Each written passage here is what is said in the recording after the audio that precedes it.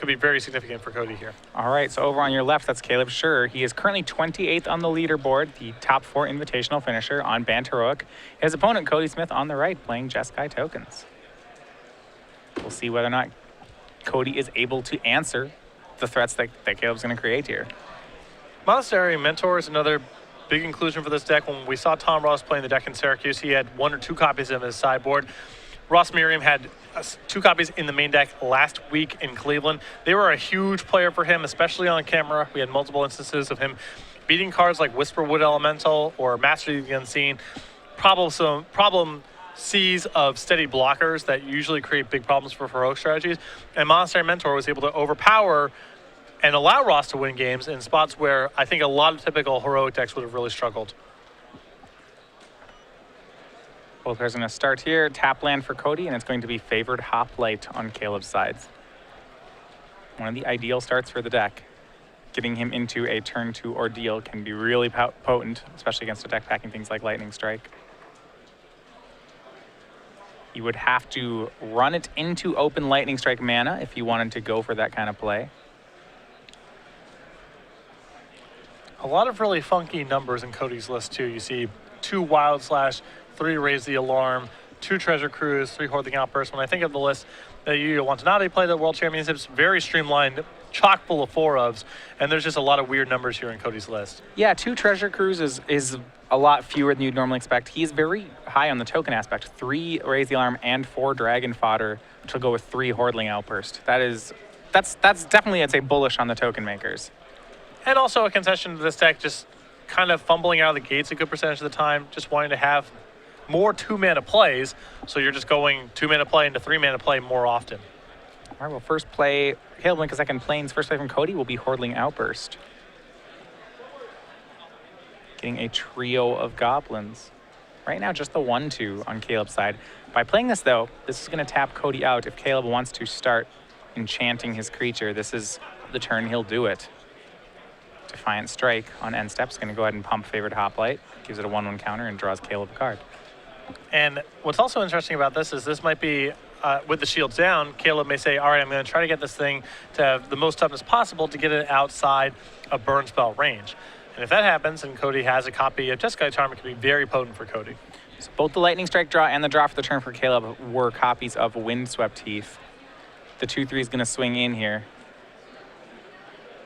Cody could, I mean, I can't imagine he'll go for the triple block.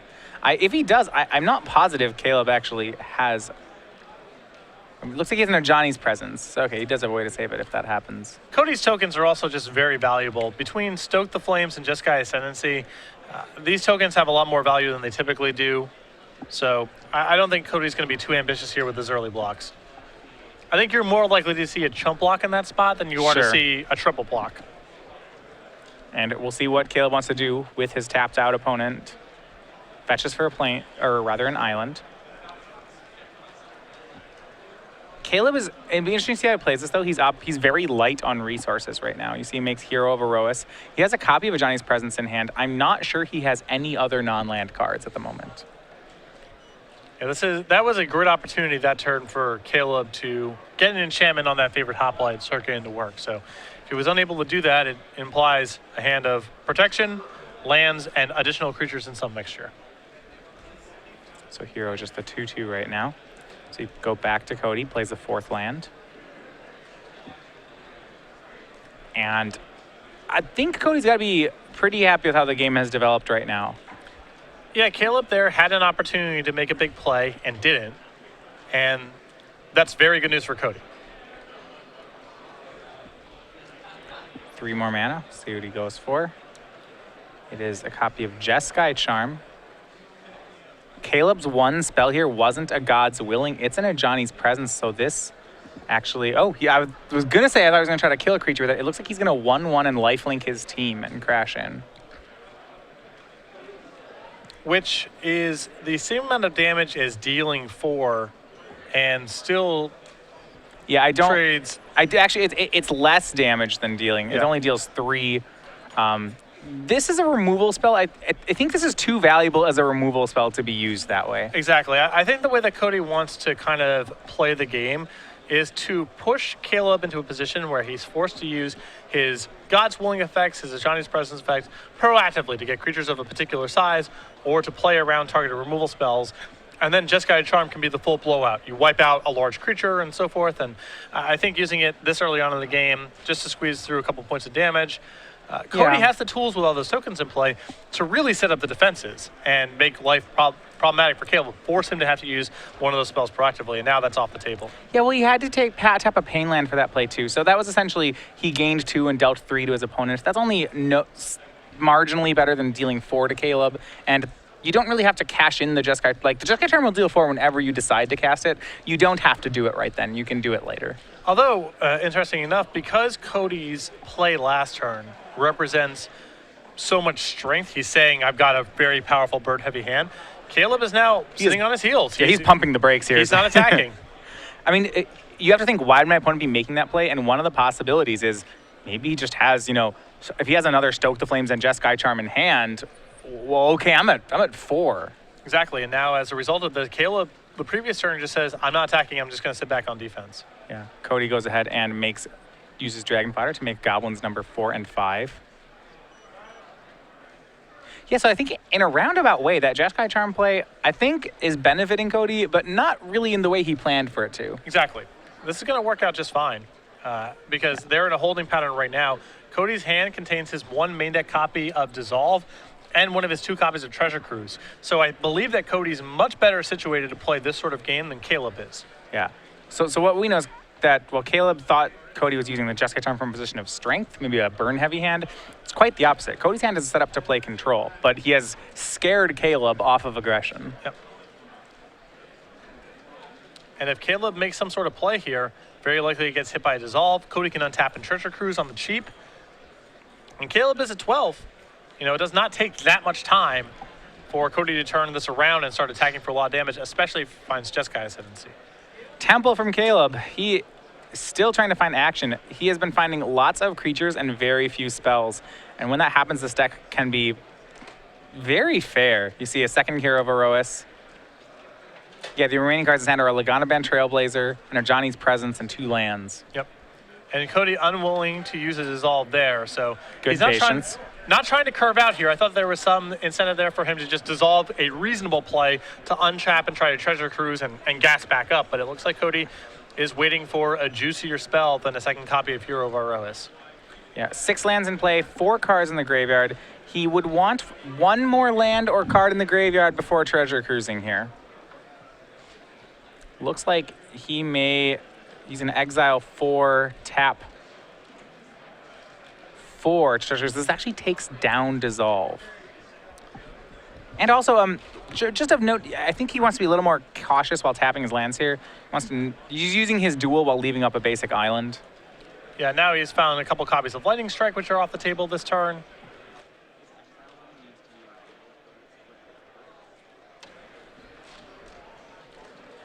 See if Caleb can follow up with a big draw here.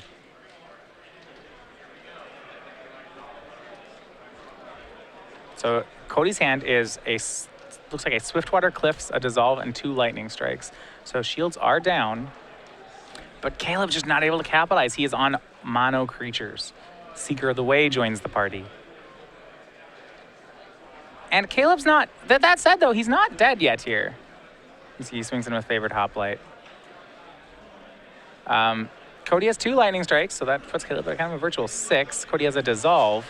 We're going to have an interesting standoff. Looks like Cody is just going to take the damage. It's only 2. He goes to 19. And a pass back. That's a spot where I would have considered perhaps tendering a large block. Now that Caleb has played Seeker of the Way, Caleb's clearly not got a lot going on in his hand. And because the Seeker of the Way represents a pretty big problem and just in terms of life gain and Cody appearing to be on some sort of burnout plan, I think it might have been fine to triple block there and say, I'm willing to trade these 3 tokens for a spell out of your hand. Not positive, but I think it's interesting. At least worth the conversation because Caleb's light on action and that Seeker of the Way is potentially problematic for Cody. Yeah, I think actually I'm going to go ahead and say I like Cody's non-block because if he makes that block next turn, he can make that block with 2 lightning strikes up. And then if we get into this fight over like, oh, okay, I'm going to try to pump my favorite hoplite. Cody can kill it. Then he can pump. Then he can kill it. Yep. As you hear, Cody plays Swiftwater Cliffs. Goes back up to 20. His remaining hand is Dissolve, Lightning Strike, and Seeker of the Way, and another Treasure Cruise. So he'll make Seeker of the Way and gets to pass, leaving up mana for Dissolve and 2 Lightning Strikes. Fine spot for Cody. Yeah, this is great. I mean, if Caleb makes a move here, this combat be disastrous. Because I don't know if he's putting Cody on having a counter spell and a removal spell. Yeah, he finally did draw its Ordeal of Thassa. That's going to try to go on favored hoplite, and now I think we're starting a fight. See if it resolves. I would have thought Cody would would fight over this. Yeah. And what this says to me, so if you didn't try to Lightning Strike the favorite hoplite, so there were only 2 cards in Caleb's hand. Rather, there were 3. If you didn't fight this, what that means is that I think Cody only has eyes for Caleb's life total as far as these lightning strikes. Like if you're not going to strike the creature there, then these lightning strikes are lava spikes in your mind. Yeah, and I think that would have been worthy of a dissolve at this point, because if Caleb is able to find some cheap spells to play inside of combat here, Cody's hand of lightning strike and dissolve still may not be good enough to fight the fight. Right. Yeah, Dissolve would have been fine there. That did put 2 extra counters on favorite hoplite. It's now a sizable threat. And Caleb drew 2 cards. There aren't very many spells in Caleb's deck that are more worthy of a Dissolve than that Ordeal. Yeah, and Cody now kind of just burning through his mana a little bit, not using the lightning strikes or the dissolves, and I feel like he wanted to cast something that turn. Oh boy. However, if you're not talking about casting something, his draw is fantastic. Yep. It's Jeskai Ascendancy. And there are 2 lightning strikes in Cody's hand. And of note, Caleb swung a Seeker, the prowess Seeker of the Way there just to gain 3 life. So he's up to 15.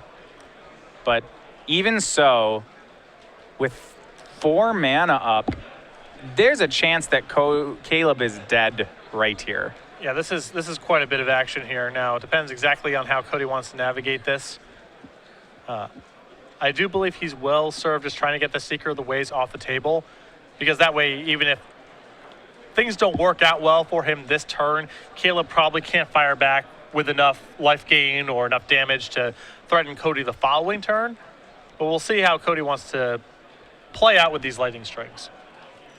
Well, he does have the potential. Yeah, we'll see if he's going to strike creatures or strike Caleb. Yeah, first lightning strike is going to happen on Hero of Erois, so that's going to pump Cody's team. We'll see if he loots off Jeskai Ascendancy. Looks like he will not.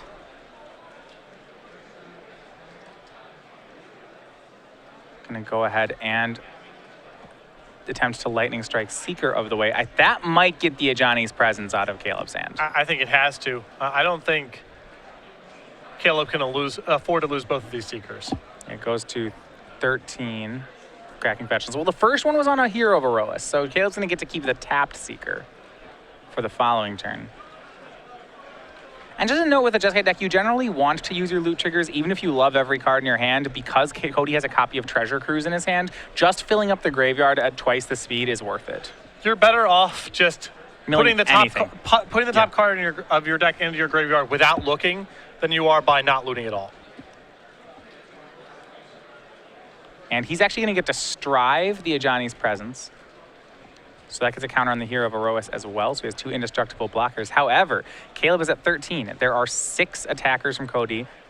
Now, it is important to note here that that the Seeker has lifelink on Caleb's side. But Cody's going to swing everything. This isn't lethal, but it's close. So the goblins are 3/3s. So he has 5 3/3s. The Seeker of the Way prowessed many times. It prowessed twice and pumped twice, so it's a 6/6 lifelink. So an issue now with the way that Cody has done this is he could have simply moved into combat, attacked, then lightning strike something to get an untap. The way things are now is Cody is tapped out and he has no blockers on the way back. All the information is on the table on Caleb's side. It is possible, depending on what's in Caleb's hand, that he could block in an effort just to stay alive and swing back for lethal. And if he can't do that, he still has more information about how he wants to manage Cody's board here. Yeah, you wanted to play it in combat to untap your creatures. It's free. Yeah. at least to threaten, at least at that point, Caleb doesn't have the information of, well, maybe I can kill him on the way back. Is there a way for me to block to keep myself alive, preserve my board, and crack back for lethal? Because there's a lot of power on Caleb's side of the table. It does not take a lot of heroic triggers and prowess triggers to make Caleb's board lethal on the way back. So this block that is going to gain 4 life from Caleb. He has a 4/4 lifelinker, so he'll be at 17. Off the unblocked creatures, he is going to take 15, so he'll go to 2. Cody will gain 6 and go to 18. But now Caleb had the information to make that block. He's leaving himself in a position where maybe next turn he can generate a lethal crackback. We'll confirm what life. Yeah, Cody at 18. And Caleb looks like he's chomping at the bit to untap here. It would not surprise me if he had the kill coming back. So right now in play, he has a 4, a 3, and a pair of 2s. So that's 11. He also just drew Dramoka's command, which is great news because that's an opportunity for him to do something like fight the Seeker of the Way with his own Seeker and get an enchantment off the table, which is a lot of life. It's a lot of, both the Seekers get lifelink. One Seeker fights. Dramoka's command's huge here, and this should close it out for Caleb. Not by killing him this turn, but simply by just grinding Cody down. Yep. And I do think this is a game where I think this was Cody's game to lose. If he sequences differently on some of those turns, I do think he can get this. There was also issues with efficiency. There was a couple turns there where I feel like that Dissolve just needed to be cast on a reasonable target. I think the second copy of Seeker of the Way qualified as something good enough to cast the Dissolve given how jammed up his hand was. Yeah, the Dissolve's still in Cody's hand, and at the end of the day, and I think there are plenty of turns, he's going to lose this game with the Dissolve still in his hand. And at that point you said, okay, well, there were times you could have cast it. Maybe one of those should have happened. Yep. But this is huge. This is going to be a ton of life points for Caleb. It's going to get rid of Cody's creatures and Cody's Jeskai Ascendancy. So yeah, the 2 Seekers fight. Caleb will gain 3. His Jeskai Ascendancy is gone, so Caleb's up to 5. So he's announcing, because the spell gets cast before the fight resolves, I get the lifelink trigger, and it's dealing damage, so that counts. And now inside of combat, I also am gaining life off of all of this as well. So yeah, a swing of the team is 3 3s and a 4, so that's going to be 13 damage. Cody's down to 5. More importantly, Caleb gains 6, moves up to 11. It is not impossible for Cody to win from here. He does have a Jeskai, he does have a Treasure Cruise. He'd have to hit a lot. Yeah, Cody is definitely still drawing life here. It has to be a pretty perfect set of draws here, but this is not game over by any stretch. Well, Wild Slash as a burn spell helps because he really just needs a combination. He needs to draw a lot of burn to win on this turn. Now, this is the situation where I would have liked to have seen Cody loot off Jeskai Ascendancy because whatever his out is, you see here he goes to his graveyard. There are 5 cards here. There could be 7 if he had taken both those loot triggers last turn, and then the Treasure Cruise would cost 1 instead of 3. Especially with a Dissolve still in hand, that looks like the game's likely to be determined with Dissolve in Cody's hand one way or the other. Either Cody wins or loses. The Dissolve's probably not going to be a player here. Hordeling Outburst, Dragon Fodder, Jeskai Charm, a fair trio of draws. There is under that, well, there are white mana under those lands, so he can cast the Jeskai Charm.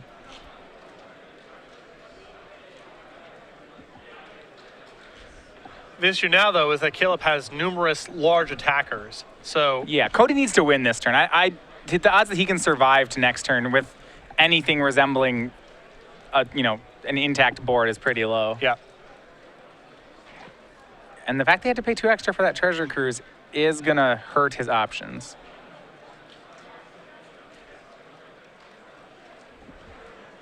Caleb checking. Not a Shivan Reef, it's a Swiftwater Cliffs, no damage there. There's a point of damage, though. Cody to 4. I think he's going for the Jeskai Charm. He's gonna try to life gain his way back up. I just think this is a tough way to try to do it because Caleb's cracking back for so much. Yeah, and 1 non-creature spell is 6 life if Caleb has one. So he's going to pump his team. That's all 2/2s. Cody will swing it. That'll only put him to 10. There's actually 10 power worth of creatures on Caleb's board. Yeah. Now, Cody still has a Wild Slash that he can try to cast on one copy of the Seer of the Way, but that's going to be nowhere near enough to prevent all the lethal that's coming back. Cody goes up to 10. Yeah, Wild Slash is going to be his last spell. He'll have to pain for it, though. Which will put him down to 9. And down to 9, even Wild Slashing a Seeker, there's lethal on Caleb's board. So if Caleb just turns the team sideways, that should be game 1 in his court. And that's what he'll do. Like I said, yeah, Cody can Wild Slash, but that'll put him to exactly 0. Mm-hmm. He may be realizing the same thing. Yeah, he takes a point off the reef and Then takes 9 off the creatures. Yep, not even going to show the Wild Slash. So game 1 goes over to Caleb Scherer. Felt like, as you mentioned, Cody had the tools there. I think there were some misnavigations with his general efficiency in that game. The Jeskai Sensei turn and the Dissolve kind of rotting in his hand the whole game. A lot of possibilities, though. There were situations where I think where Cody could have made some progress in the game. For sure, absolutely. Looking over through the sideboard, though, so the 4 Jeskai charms that Cody decided to run actually do figure to be pretty good against Banned Heroic. I mean, we kind of talked about that earlier. One thing we saw Cody was game 1 very aggressively using his Jeskai charms to anthem his team. If he can use them as, do you think in this matchup they want to be kill spells more often than not? Then I would think that should be their primary mode. Yes, I think so too. He may switch up, if he can switch up his strategy, that could certainly help. And if you look at sideboard, he has a lot of great options here as well. He's got 2 copies of Sarkhan, the Dragon Speaker, 2 Anger of the Gods, 2 Dissolve, 2 Disdainful Stroke, 2 Soulfire Grandmaster, 2 copies of Erase, 2 copies of End Hostilities, and a Treasure Cruise. There's some really potent options here, I think, for Cody. I do like the 2 copies of End Hostilities quite a bit. Sounds great. Caleb yeah. does not have a lot of resistance to that sort of thing other than just countering it outright. I think the 2 copies of Soulfire Grandmaster are good for Cody in this matchup too, because Caleb's not going to contest the board too much. It's just Dromoka's Command and maybe some other oddball removal spells.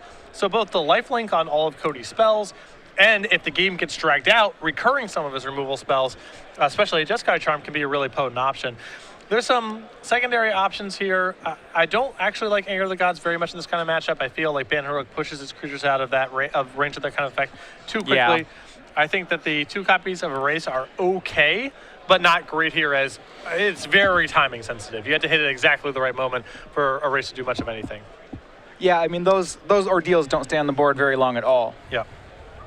On Caleb's side, he has 4 copies of Stubborn Denial, 3 Encase in Ice, 2 Treasure Cruise, 2 Aqueous Form, an additional 2 Ordeal of Heliod, a Disdainful Stroke, and then an extra land. This is the same sideboard that we saw Ross Merriam use to win the Open last weekend in Cleveland. I really like Ordeal of Heliod and Aqueous Form in this kind of matchup. It's about damage racing. Cody's trying to block a fair bit. And 4 copies of Stubborn Denial are excellent. Those are the first cards I think that Caleb is going to be bringing in here. Just protection from a lot of the big spells that Cody brings to the table. Yeah, and those ordeals are so good, especially when a lot of your opponent's removal are red cards. We talked before about how getting that 5th point of toughness can just be so powerful here. Ordeals that get finished do seem to matter. Yeah. I mean, it puts a lot of pressure on Cody to have Jeskai Charm, Valorous Stance, and Hostilities. A lot of his removal gets shut out. And with Ordeal of Heliod, once that resolves, Cody's other game plan of try to ignore what you're doing and just turn this into a pure race, that becomes a lot more challenging as well. All right, well, Cody on the place and start with the Temple. Once again, Caleb gets to start on Favored Hoplite. Wild Slash Drawn from Cody. Does have an untapped red mana. We'll see if he lets Caleb untap with this guy. He may want to just kill it while it's very important. Open. It's very important against heroic decks to just kill things when people are tapped out, because once they tap out, untap, then you start playing this game where you're trying to trap them or dance around their cheap spells, and it's just very hard to do. Yeah, he does have Lightning Strike and Wild Slash in his hand. Now Favored Hoplite's going to swing. Cody's just going to take it. This is another way to play your kill spells. You can end step them. Like, this stops Caleb from playing auras.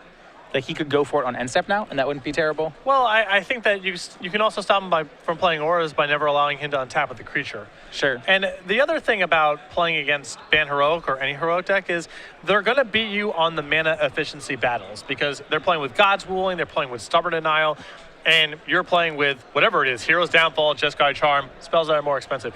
So if you try to make the game about let's pick a battle in one turn, you're going to lose a good percentage of time against Heroic, because it's your 3 mana spells colliding against their 1 mana spells. It's likely they're going to be able to play more spells in response than you can generate. So once you're later on in the game and there's fewer cards you're trying to play around, I understand trying to trap them. But early on, I think you're better served just killing their stuff when it presents itself, when they're tapped out. Well, Caleb will swing. It's just another 1 damage, and he passes the turn to Cody. Neither player really wants to pull the trigger on any spells just yet. They're just trading land drops. This could be going a lot worse for Cody. There is a creature on the board that didn't get killed, but I mean, the fact that he has all this open mana has made Caleb be more conservative as well. Well, there's an issue here. Cody, for example, has Jeskai Ascendancy in his hand. He could tap out here. The board looks pretty stable. But you look at his hand, it's Jeskai Charms and it's burn spells. And if you're Cody, you got to be worried about this very realistic sequence of I tap out for Ascendancy. Caleb does a bunch of stuff to push his creature above burn range, and then has protection effects to fight over Jeskai Charm. Cody's going to go for Lightning Strike on favored Hoplite. Had the option to Wild Slash, but went for Lightning Strike. I was a little surprised to see that play. I mean, unless he's trying to set up some battle down the road where the difference in mana makes Wild Slash more attractive, but that's unlikely to be the case here because Caleb's going to pump this favorite Hoplite to a spot where Wild Slash no longer does anything. Well, if it was just a 2/2 with Heroic, I like this play because it gets around one spell. The problem is that passive ability on favorite Hoplite, that when you target it, it doesn't take damage this turn, means the difference between 2 and 3 actually doesn't matter. Yeah. Okay, the strike was at Caleb. So Caleb went to 17, and now Caleb just on end step is pumping his creature. Favorite Hoplite goes up to gets a counter, gets an ordeal, gets 2 more counters, cracks, Caleb draws 2. And he sensed that spot of weakness and then really went for it with him wide open. Exactly, and now Caleb with God's Willing in his hand is going to put Cody on a ton of pressure because we're getting to a spot very quickly where the red removal spells are not going to be valid points of interaction, and things like Jeskai Charm are going to get swallowed up by God's Willing. And this is why I mentioned earlier, it's so important on Cody's side of the table to just pick his spots early on in the game to kill stuff when Caleb gets tapped out, because you saw Cody got jammed up on cards in hand, kind of had to make a move because he was going to discard the hand size anyway, and that gave a window there for Caleb to unleash a portion of his hand, and now Cody's way behind. Yeah, Caleb actually had to discard there to hand size, did not draw a land off, it discarded a copy of Ordeal of Heliod. But I think you're right, it is unlikely that Cody's going to be able to get this creature off the board. You see he has a copy of Jeskai Charm to take care of it, but Caleb is at the ready with 1 white mana. That represents, well, I guess there's a chance that Cody can go for it, and if all Caleb has is Ajani's Presences and not God's Willings, maybe it works. Yeah. He's going to try it. Does Jeskai Charm work? Is it God's Willing or does it Ajani's Presence? It was God's Willing, it looks like, so no, that's not going to work. It'll get protection from one of the Jeskai Charm colors, and then he'll scry one. Insult to injury here. Cody had to take a point of damage to do this. Yeah, his only red mana source is that Shivan Reef.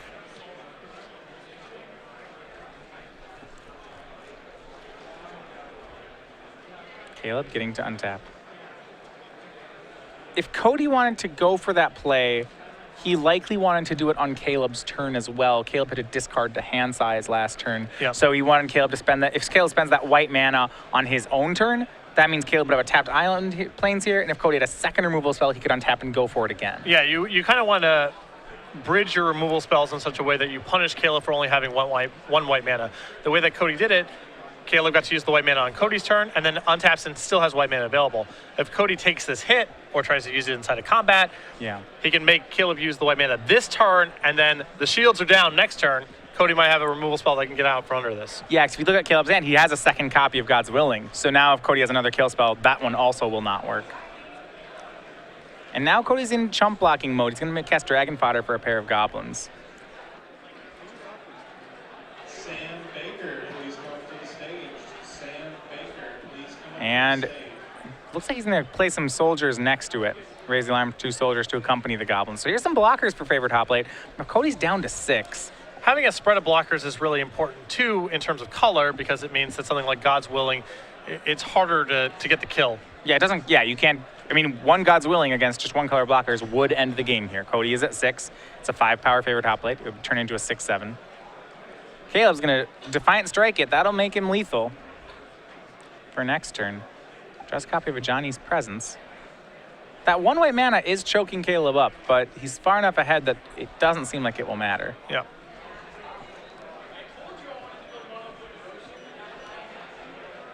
And Caleb may just start crashing on in. You see 8 white cards, it looks like, in Caleb's hand. Although I do feel like Caleb's kind of hitting this point where he may want to cast something here because Cody has a lot of defense set up now. And if you're just saying go, that's giving Cody potentially an opportunity to resolve Treasure Cruise or find, a removal spell plus a negate. These kind of sequences right now that would really punish Caleb for sitting on too many cards. He's going to discard favored hoplite. I do think you're right. Maybe something like Monastery Mentor would have been a reasonable play here, a really high payoff creature. Exactly. But discarding, there's also some advantage to playing the way Caleb's doing, where he's just going to continue to protect it. Yeah, this play, I would put it in this is not clear camp, what Right. I think Caleb should be doing here, but I would start feeling the pressure of my hands getting a bit clogged here once Cody plays the 2 token creature generators last turn. Well, here's Jeskai Ascendancy for Cody Smith. Now, one of the reasons Caleb may not be feeling as much pressure is that Cody is also missing land drops right now. So the idea that Cody will start pulling really far ahead, that's also unclear. Well, this might be the window that Caleb needs now to finish off this game because he's able to Jamoka's command here if he wants to. He can fight the Goblin token, make the Ascendancy get sacrificed, untap, God's willing, through the white blockers, and end the That's game. what he's going to do. Fights away the Goblin, gets rid of the Jeskai Ascendancy. 1 blue mana up for Cody. There is not much that's going to stop work here. And on top of it, Caleb draws the 2nd God's Willing. So he'll go ahead and God's Willing for protection from white. That will make an 8/9 favored hoplite with pro white swing past the 2 soldier tokens, and that should be lethal here. He'll swing through. Cody unable to block at 5 life, and that will be your match. Caleb Scherer moves to 2-0. Pretty impressive display there by the Ban Heroic deck. I think that Cody's hand got a little bit jammed up there in game 2, and again, there's a lesson there of just kill their stuff early on when they tap out. You do not want to be picking a fight with them, your instance against their instance, unless your hand is really loaded with cheap stuff, because they're just going to win that kind of battle more often than not. And when Cody did decide to finally pull the trigger on getting that hoplite off the table, Caleb was easily able to win that fight in spite of being jammed up on just the 1 white source of mana. Well, that's a lot of things. You